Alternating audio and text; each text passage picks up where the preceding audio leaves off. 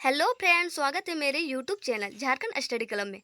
आज हम झारखंड का 7 चैप्टर प्राचीन काल में झारखंड लेने जा रहे हैं। इसके आगे हम झारखंड का फर्स्ट चैप्टर से 6 चैप्टर तक ले चुके हैं। अगर आप उसे नहीं देखे हैं तो सबसे पहले मेरा प्लेलिस्ट में जाकर देख लीजिए ताकि आपको वीडियो अच्छी तरह से समझ में आए। चलिए आज का टॉपिक स्टार्ट करते हैं। प्राचीन काल में झारखंड। प्राचीन काल में झारखंड। प्राचीन काल देखिए, मौर्य काल, मौर्योत्तर काल, गुप्त काल, गुप्तोत्तर काल।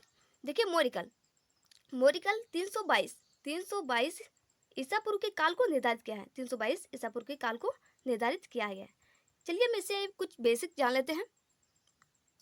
मौर्यकाल के 3 महत्वपूर्ण शासक थे। मौर्यकाल के कितने? तीन महत्वपूर्ण शासक थे। कौन कौन? प्रथम में चंद्रगुप्त मौर्य, सेकंड में बिंदुसार, थर्ड में अशोक। ठीक है, देखिए मौर्य काल का प्रथम राजा चंद्रगुप्त मौर्य था। कौन था? चंद्रगुप्त मौर्य। इसने नंदन वंश का अंतिम राजा घनानंद को पराजित कर विजय प्राप्त किया था। कौन? चंद्रगुप्त मौर्य ने। ठीक है, चलिए आगे बढ़ते हैं। मौर्य काल। मगध से दक्षिण भारत की ओर जाने वाला व्यापारिक मार्ग झारखंड से होकर जाता था। ठीक है, देखिए मगध में इसमें 16 महाजनपदों में बटा हुआ था। कितना? 16 महाजनपदों में बटा हुआ था।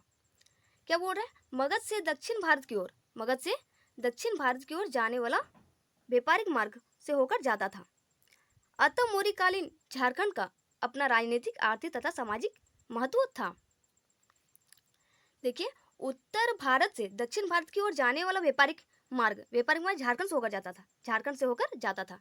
जब वस्तुओं का मतलब व्यापार किया जाता था वो झारखंड से रास्ते से मार्ग से होकर जाता था। ठीक है, चलिए देखते हैं कौटिल्य का अर्थशास्त्र। कौटिल्य का अर्थशास्त्र इसे चाणक्य या विष्णुगुप्त भी कहते हैं। देखिए कौटिल्य के अर्थशास्त्र में इस क्षेत्र को कुक्कुट या कुक्कुट प्रदेश के नाम से इंगित किया गया है। ठीक है, कौटिल्य के अनुसार कुक्कुट देश में गणतंत्रात्मक शासन प्रणाली स्थापित था।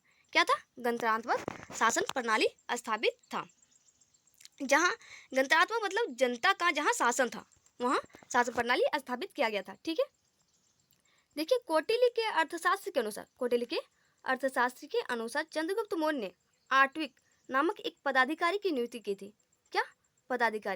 आट्विक नामक पदाधिकारी की नियुक्ति की थी, जिसका उद्देश्य क्या था? देखिए जनजातियों का नियंत्रण किया जाता था। जनजातियों का नियंत्रण, मगध साम्राज्य का उपयोग तथा शत्रुओं से इनके गठबंधन को रोकना था।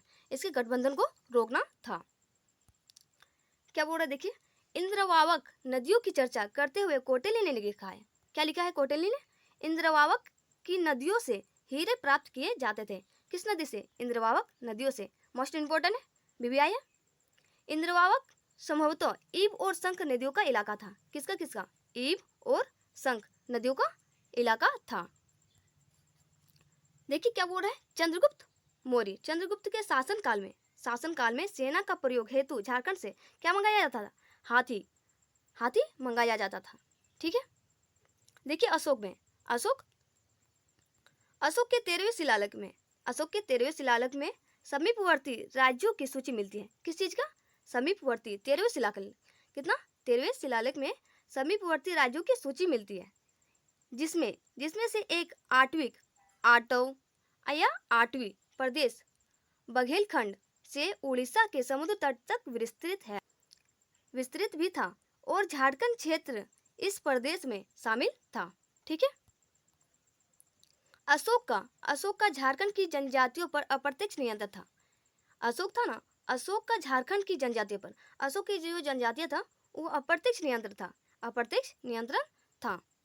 अशोक के पृथक कलिंग शिलालेख द्वितीय में वर्णित है कि इस क्षेत्र की अविजित जनजातियों को मेरे धर्म का आचरण करना चाहिए ताकि वे लोग परलोक प्राप्त कर सके। क्या बोल रहा है?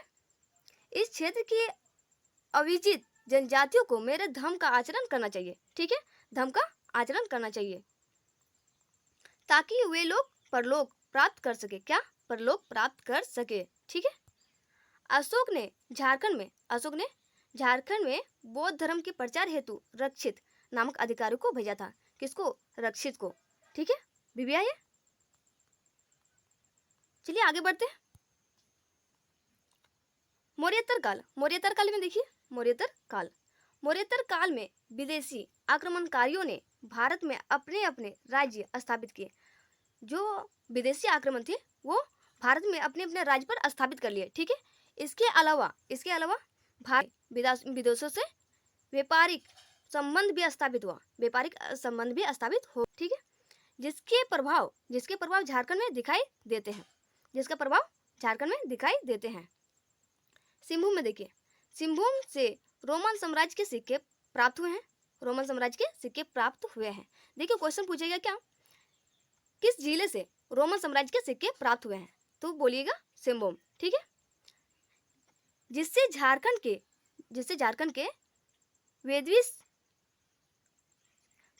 वैदेशिक संबंधों की पुष्टि होती है। ठीक है, चाईबासा, चाईबासा में देखिए, चाईबासा से इंडो सिथियन सिक्के प्राप्त हुए हैं, इंडो सिथियन प्राप्त हुए हैं। इसमें एमसीक्यू क्वेश्चन बनेगा, याद रखिएगा अच्छा से। रांची, रांची में देखिए, रांची से कुषाण कालीन सिक्के प्राप्त हुए हैं। किसे? कुषाण कालीन सिक्के प्राप्त हुए हैं रांची से। ठीक है, जिससे यह ज्ञात होता है कि, जैसे क्या ज्ञात होता है, यह क्षेत्र कनिष्क के प्रभाव में था, कनिष्क के प्रभाव में था।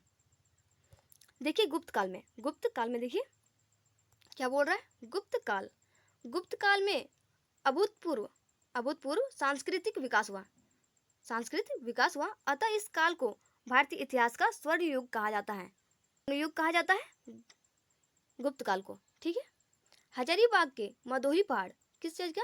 मदोही पहाड़, हजारीबाग के से गुप्तकालीन पत्थरों को काटकर निर्मित मंदिर प्राप्त हुए हैं। हजारीबाग में मदोही पहाड़ से गुप्तकालीन पत्थरों को काट काट के निर्मित मंदिर प्राप्त किए हैं। झारखंड में मुंडा, पाहन, माहतो तथा भंडारी तथा गुप्तकाल की देन माना जाता है। किस चीज का? देखिए, मुंडा, पाहन तथा भंडारी, माहतो प्रथा गुप्तकाल की देन माना जाता है झारखंड में। समुद्रगुप्त में देखिए, समुद्रगुप्त में क्या कर रहा है, गुप्त वंश का सर्वाधिक महत्व शासक समुद्रगुप्त था, गुप्त वंश का सर्वाधिक महत्वपूर्ण शासक समुद्रगुप्त था। इसे भारत का नेपोलियन कहा जाता था, मोस्ट इम्पोर्टेंट नेपोलियन कहा जाता था। देखिए क्वेश्चन पूछेगा, भारत का नेपोलियन किसे कहा जाता है? समुद्रगुप्त को। इसके विजयों का वर्णन प्रयाग परिस्थि, इलाहाबाद परिस्थि में मिलता है। कहाँ? इलाहाबाद परिस्थि में मिलता है। प्रयाग परिस्थि के लेखक कौन है? हरिसेन है। इन विजयों में से एक आठवीं विजय भी था। झारखंड प्रदेश इसी आठवीं प्रदेश का हिस्सा था। इससे स्पष्ट होता है कि समुद्रगुप्त के शासन काल में झारखंड क्षेत्र उसके अधीन था। ठीक है, समुद्रगुप्त के पुंडवर्धन को अपने राज्य में मिला लिया, जिसमें झारखंड का विस्तृत क्षेत्र शामिल हो गया था। समुद्रगुप्त के शासनकाल में छोटा नागपुर को मुरुन देश कहा जाता है। इसे हम आगे भी बताएं, समुद्रगुप्त के शासनकाल में छोटा नागपुर को मुरुन देश कहा जाता है। देखिए आगे देखते हैं, चंद्रगुप्त द्वितीय या विक्रमादित्य। चंद्रगुप्त द्वितीय का प्रभाव झारखंड प्रदेश में भी था। चंद्रगुप्त द्वितीय का झारखंड प्रदेश में प्रभाव था। इसके काल में चीनी यात्री कौन? फाहियान। कितना में आया था? 504 ईस्वी में भारत आया था, जिसने झारखंड को कुकुडलाड कहा है। कौन कहा है? चीनी यात्री फाहियान, जिसने झारखंड क्षेत्र को कुकुडलाड कहा है। देखिए गुप्तकालीन पुरातात्विक अवशेष, मदोही पहाड़ कहाँ है? हजारीबाग में। पत्थरों को काटकर बनाए गए 4 मंदिर, हजारीबाग में मदोही पहाड़ स्थान। देखिए सतगावा कहाँ है? कोडरमा जिले में। यहाँ देखिए क्या प्राप्त हुआ है? मंदिरों के अवशेष उत्तर गुप्त काल से संबंधित। थर्ड में देखिए पिठोरिया देखिए किस जिले में? रांची जिले में। इसमें पहाड़ी पर स्थित एक कुआं मिला है, चलिए आगे देखते हैं। देखिए गुप्तोत्तर काल, गुप्तोत्तर काल। शशांक, शशांक गौंड पश्चिम बंगाल का शासक। शशांक इस काल में एक प्रतापी शासक था। प्रतापी शासक था। कहाँ का? पश्चिम बंगाल का। पश्चिम बंगाल का प्रतापी शासक था शशांक। शशांक के साम्राज्य का विस्तार संपूर्ण झारखंड, उड़ीसा तथा बंगाल तक था। कहाँ का? झारखंड, उड़ीसा तथा बंगाल तक विस्तार था। देखिए इसमें, यह बंगाल का पहला स्वतंत्र शासक था। कौन था स्वतंत्र शासक? शशांक। तथा इसकी राजधानी कर्ण स्वर्ण मुर्शिदाबाद, पश्चिम बंगाल था। शशांक ने अपने विस्तृत साम्राज्य को सुचारू रूप से चलाने के लिए 2 राजधानियां स्थापित की थी। क्या क्या 2 राजधानी? देखिए, संथाल परगना का बड़ा बाजार और दूसरा दुलमी, पुरुलिया और पश्चिम बंगाल। ठीक है। प्राचीन काल के शासकों में यह प्रथम शासक था जिसकी राजधानी झारखंड क्षेत्र में थी। कौन? शशांक। शशांक शैव धर्म को अनुयायी था। किस धर्म को मानता था? शैव धर्म को मानता था। इसने झारखंड में अनेक शिव मंदिरों का निर्माण कराया था। यह शिव मंदिर को निर्माण कराया था शशांक ने। शशांक के काल का प्रसिद्ध मंदिर वेणुसागर है, जो कि एक शिव मंदिर है।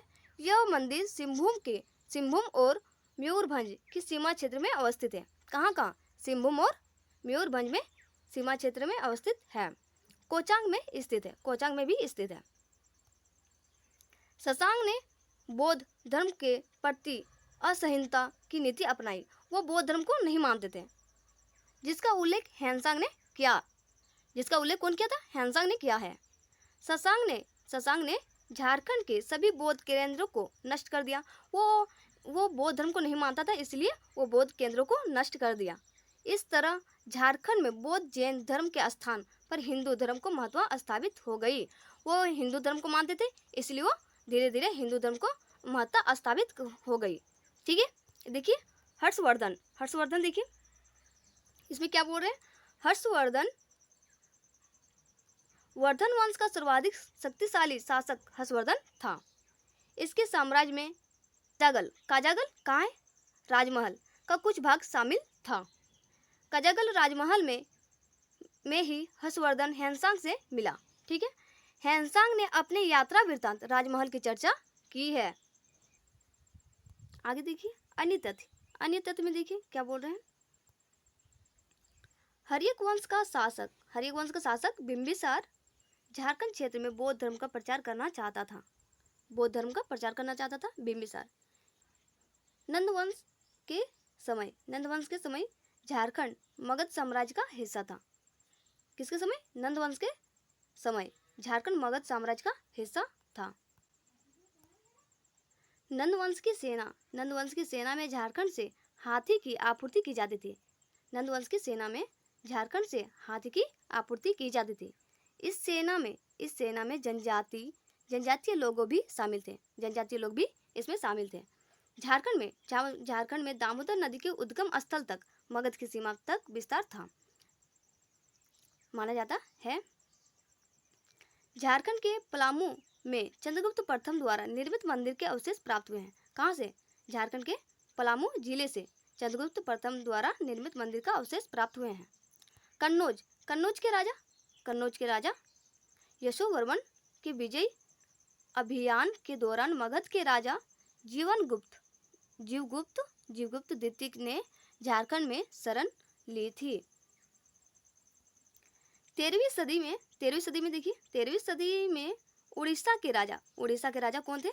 जय सिंह ने स्वयं को झारखंड का शासक घोषित कर दिया था। Thank you friend. अगर मेरा वीडियो आपको पसंद आया तो शेयर एंड सब्सक्राइब कर दीजिएगा। धन्यवाद। फिर मिलते हैं नेक्स्ट वीडियो में।